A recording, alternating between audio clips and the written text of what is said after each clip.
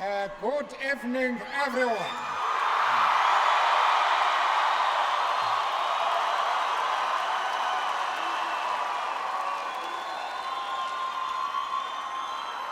I am so pleased to be here in George with you, enjoying the wonderful concert.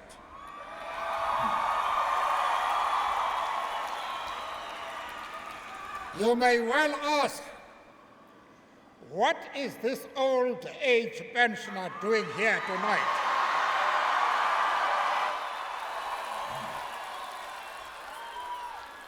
When he is supposed to have retired. Yes, I would love to enjoy the peace and quiet of retirement. But I know that, like many of you, I cannot rest easily while our beloved continent is ravaged by a deadly epidemic.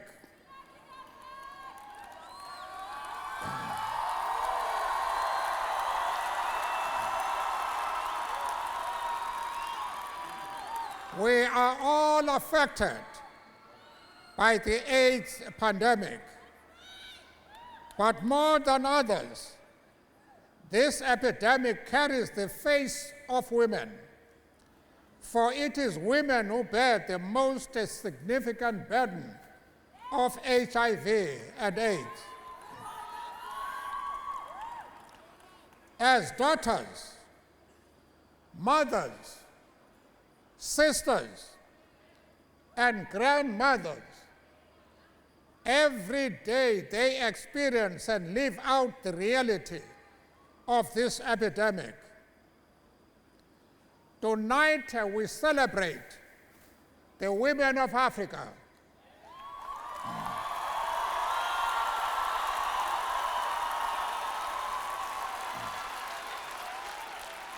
And in celebrating this wonderful gift, we must proclaim that the women of Africa cannot continue to bear the burden of HIV and AIDS alone.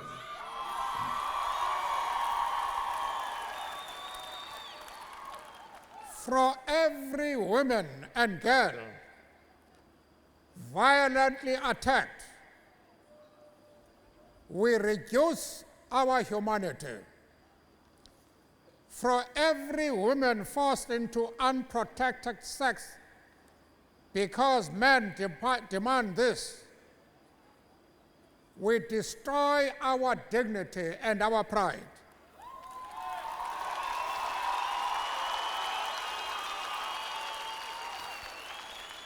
Every woman who has to sell her life for sex, we condemn to a lifetime in prison.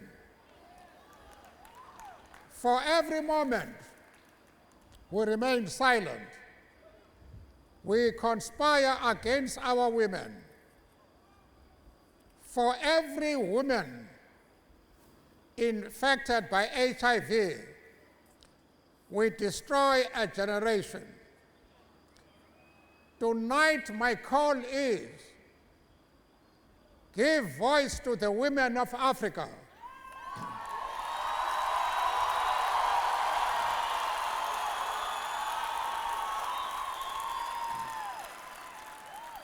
In the fight against HIV and AIDS, let their voices be heard in the centers of power. Let their voices be heard in the home.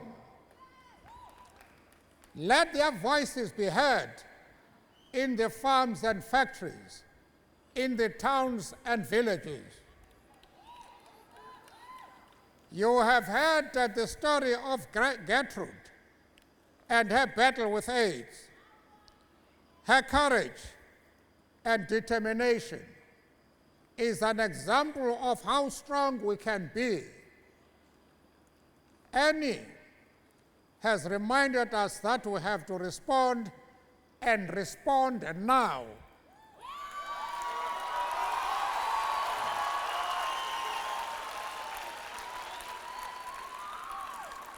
in 203, I gave permission for the use of my Robben Island prison, number 46664, as a weapon in the struggle against AIDS.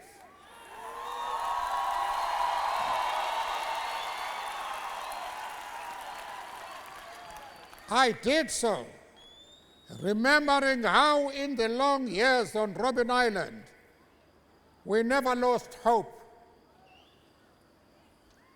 There were indeed dark days, but we held our strength and always knew there were so many people in South Africa and around the world who believed in our struggle for justice.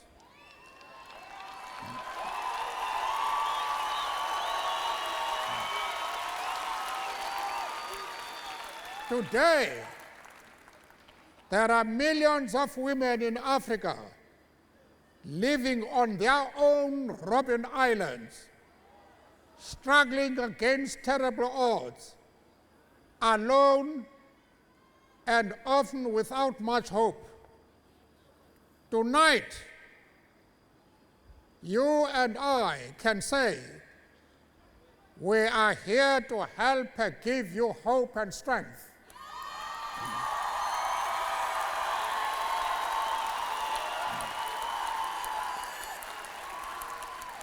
But we have to say more than that.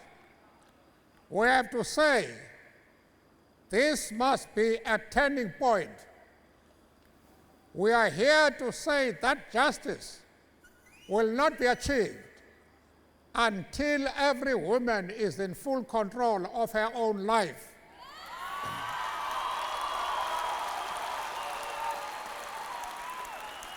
And that control is practically implemented via her human rights. We can move towards this turning point in different ways. First, we need to talk more about the women's face of this epidemic. In the pages of statistics, this reality is often lost. We must hear and understand more about how this epidemic impacts on the lives of women. We must be honest and open about the power relationships between men and women, society, and we must help her build a more enabling and supportive environment that puts the role of women center stage in this struggle.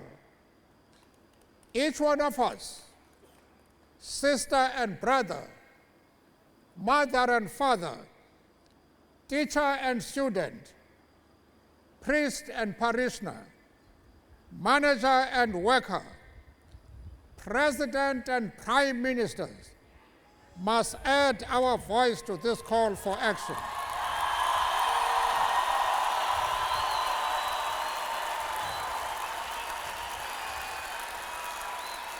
Not tomorrow or the next week, but now.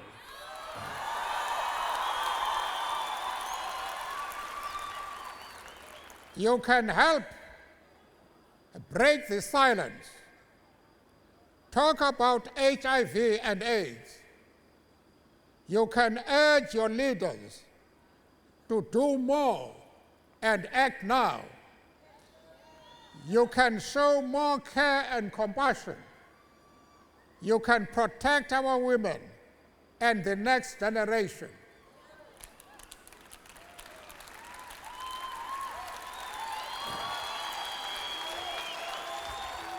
We hold the future of this continent in our hands. Let us use the universal language of music to sing out our message around the world. I thank you.